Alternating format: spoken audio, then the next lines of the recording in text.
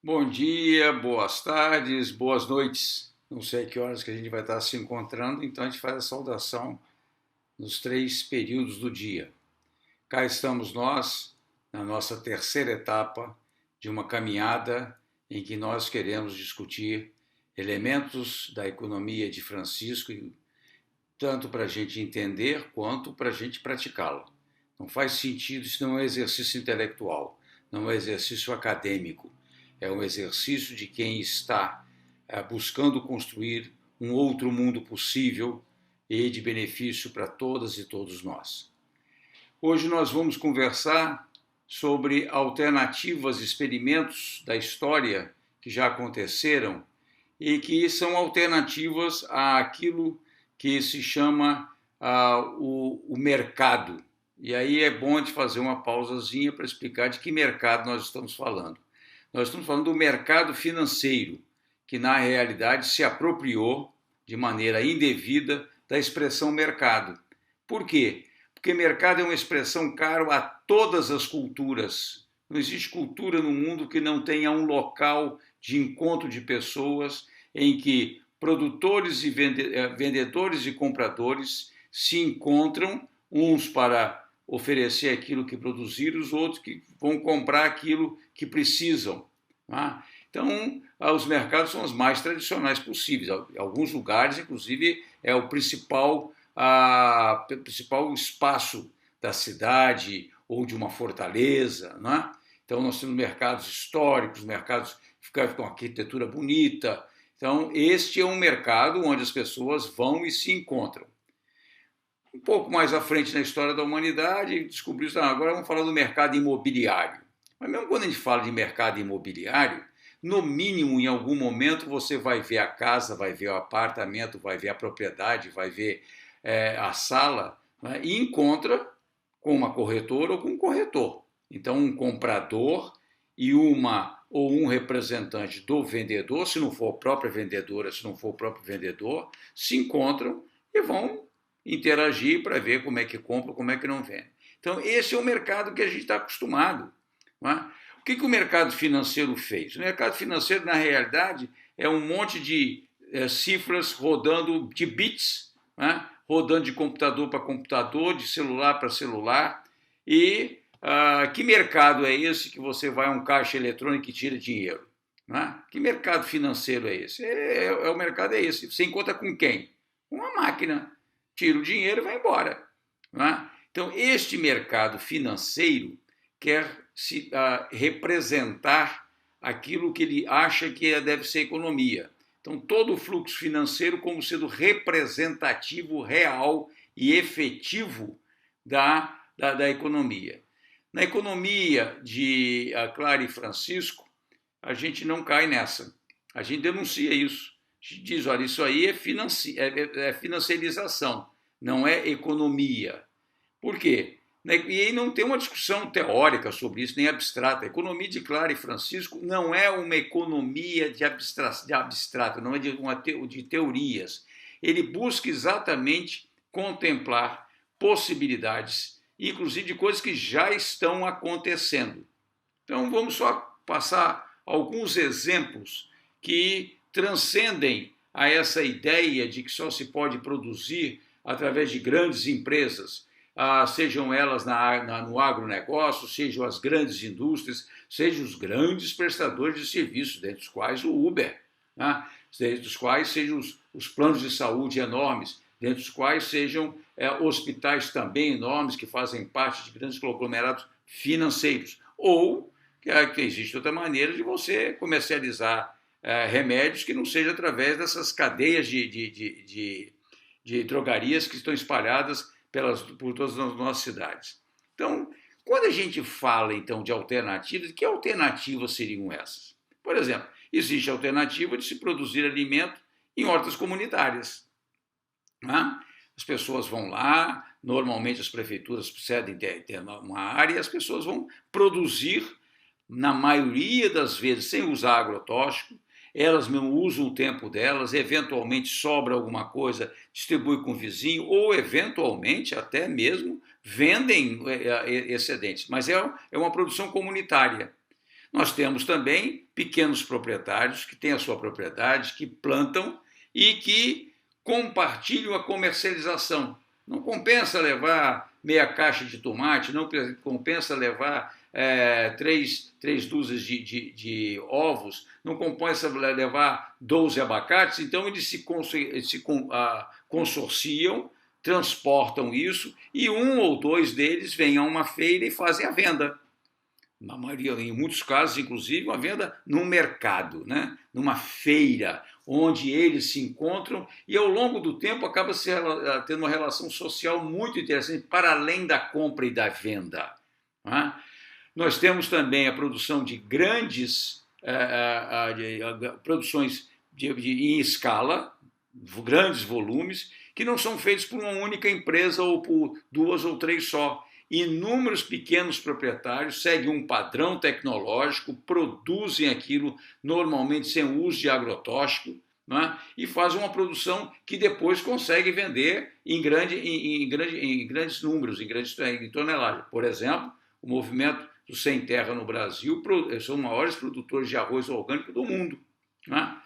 Também as pessoas podem se organizar, sejam pessoas, sejam empresas, normalmente de menor porte, em cooperativas. Às vezes, faz uma cooperativa de compra. Tá? Vocês já devem ter ouvido em central de compra. Então, pequenos negócios, normalmente ligados ao gênero de abastecimento, pequenos mercados, pequenos supermercados, aquelas lojinhas do bairro, eles se cooperam porque se eles comprarem em conjunto, eles conseguem negociar com os vendedores preços que, se não forem iguais àqueles que eles conseguem, o que supermercados conseguem, grandes cadeias conseguem, mas eles conseguem pelo menos levar produtos de qualidade e a preços absolutamente razoáveis. Tem também cooperativas de venda, né? Pequenos produtores que se consorciam para fazer uma venda conjunta. Todos eles fornecerem um tipo de produto padrão, cada um produzindo um número X daquele produto, ou cada um deles produzindo uma parte desse e depois juntam. Imóveis, por exemplo, eu presenciei, não sei se ainda existe, uma cooperativa de produtores de imóveis em Ubá. Como é que eles fizeram? Ora, um grande hotel queria um tipo de mobiliário para os quartos do seu hotel. E nenhum deles tinha condição de oferecer o volume que eles queriam. Eram mais de 160 apartamentos. Eles se consorciaram e entregaram. Né? Aqui no Espírito Santo, eu sei que tem gente de fora do Espírito Santo, mas aqui no Espírito Santo, lá na década de 80, 90, pequenos produtores de serviços metal-mecânicos se consorciaram para vender para as grandes empresas. Né? Se organizaram, estabeleceram padrões, obedeceram os padrões e passaram a vender serviços e de forma conjunta. Então, existem inúmeras maneiras de se fazer isto, né?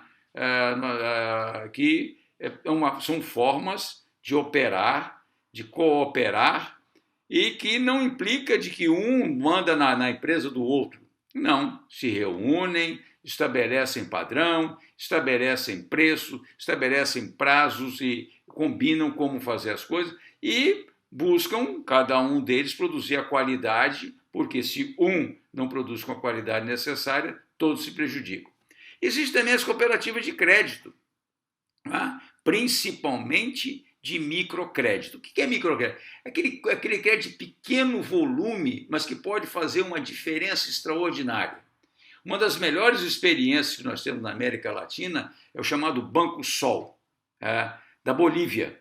E como é que funciona o Banco Sol? O Banco Sol vai e entende a necessidade de 50, 60, 70, 80 pessoas, que tipo de crédito que eles precisam. Né? Eventualmente, o crédito é para comprar frutas, verduras, legumes numa Ceasa, num tipo Ceasa, numa central de abastecimento, né? Vão para diversos lugares da cidade, pode ser às vezes até em sinais, né? Vão fazer entrega em casas e no final do dia, o que eles querem fazer? Eles querem pagar o empréstimo, né, com os juros que foi cobrado e ir para casa com o lucro. Né? Isto, o sistema bancário normal, vê se algum Bradesco, ou Banco Itaú, ou Santander, ou mesmo a Caixa Econômica, ou o Banco do Brasil se interessa. Não interessa, porque que história é essa? Como é que eu vou abrir o banco às 4h30 da manhã para oferecer um crédito? O indivíduo vai na Ceasa e quando ele termina, que não tem mais movimento na rua, às 6h30, 7 horas, ele quer ir lá pagar. Né? E ele quer ir lá pagar porque ele também não quer correr o risco de perder o dinheiro, de ser assaltado ou qualquer coisa. Isso é uma realidade deles. Então, esta é uma experiência das mais bem-sucedidas, reconhecidas por várias instituições internacionais.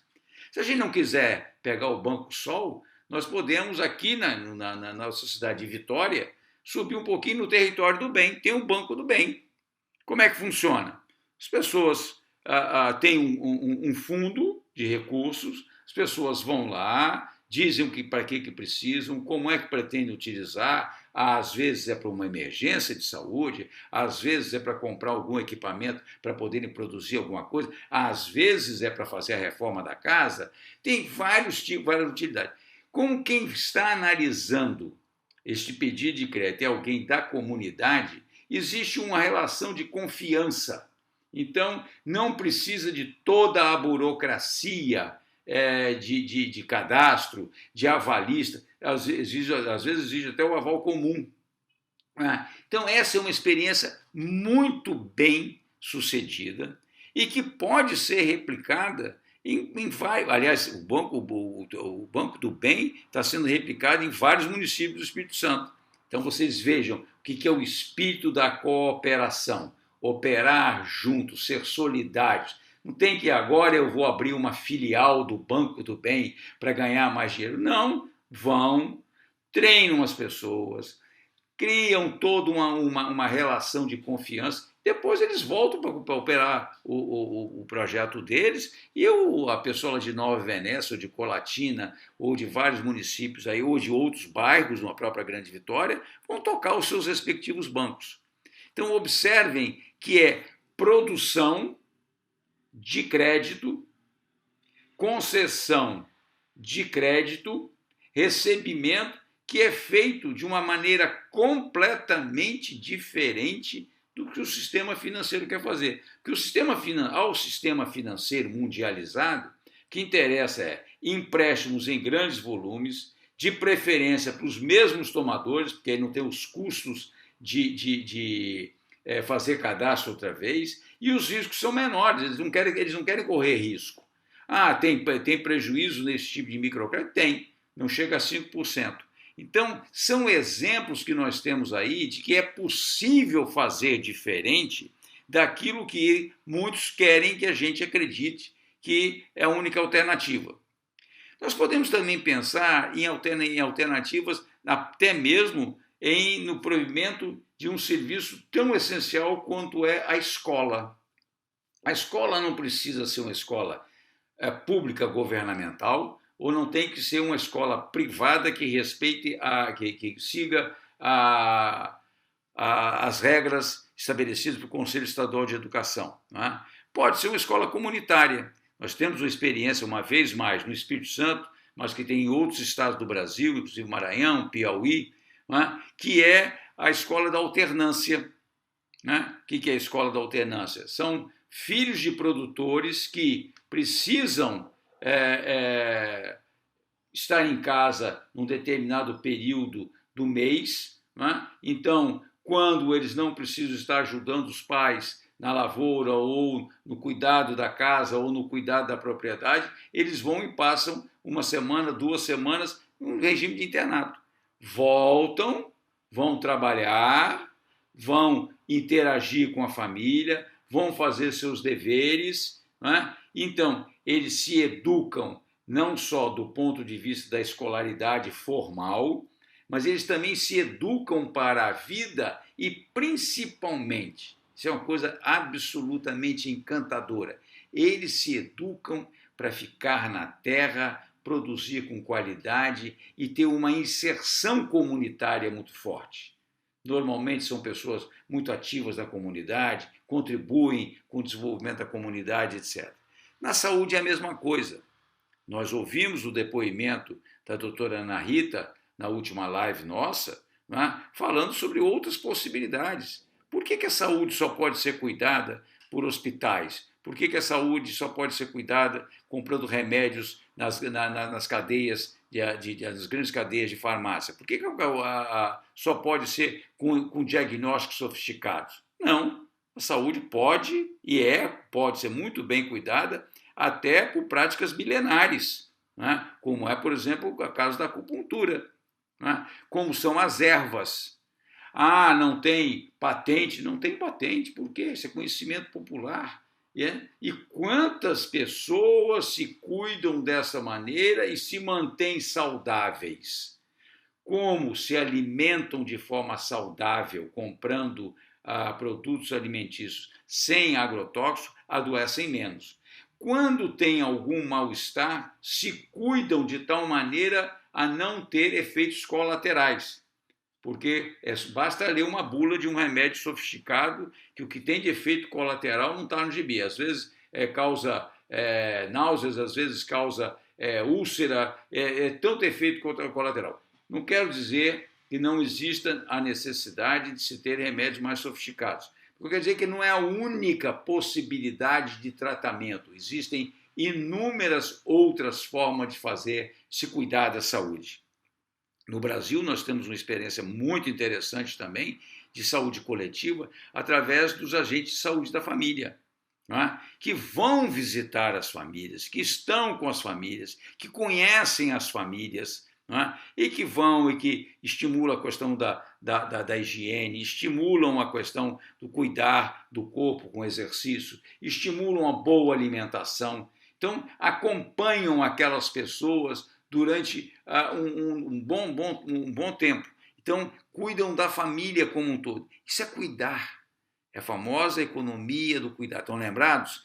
Cuidar da casa. Aí está cuidando da casa, o corpo do semelhante, o corpo do vizinho, né? Da vizinha. Ou seja, são maneiras que nós temos de estar no mundo produzindo, consumindo, distribuindo bens e serviços muito diferente daquilo que o famoso mercado financeiro quer nos induzir a fazer. E eles fazem isso, inclusive, usando técnicas de marketing fantásticas. Então, é a única forma que eu tenho de comprar é ir a um grande supermercado e ir lá comprando absolutamente tudo. Muitas vezes, só tendo para interagir uma pessoa no caixa. E já vamos escanear e já não vai ter caixa também. Então, que mercado é esse que não há uma interação mais próxima? Por que nós não podemos valorizar aquele contato com o comércio de vizinhança, com a produção de vizinhança, até mesmo com a prestação dos mais diferentes tipos de serviços de vizinhança? Então, na economia de Clara e Francisco, se coloca isso como possibilidade. Eu quero repetir e insistir. Isto não é uma abstração, não é um desejo para futuro. São coisas que estão sendo praticadas no mundo ao longo de milênios e que mesmo nessa nossa era bem moderna aí, com computador, com aplicativos, com celular, essas pessoas ou essas empresas, pequenas e médias empresas, estão conseguindo fazer uma economia de interação, aí gerando uma série de benefícios, dentre os quais a geração de trabalho e a melhor distribuição de renda. Eu gostaria de fazer um pedido, eu diria até, me lembrando dos meus tempos de sala de aula, eu gostaria de passar um dever de casa para vocês.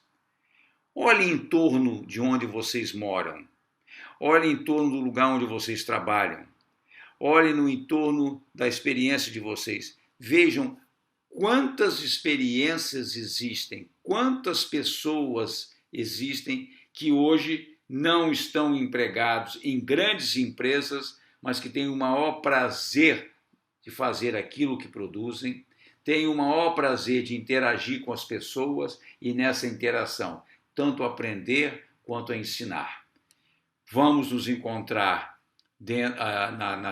na quarta-feira que vem agora e vamos ouvir outras experiências. a professora Marta Tristão, da Universidade Federal do Espírito Santo, vai falar para nós sobre experiências de como fazer educação ambiental. Né? Como fazer educação ambiental.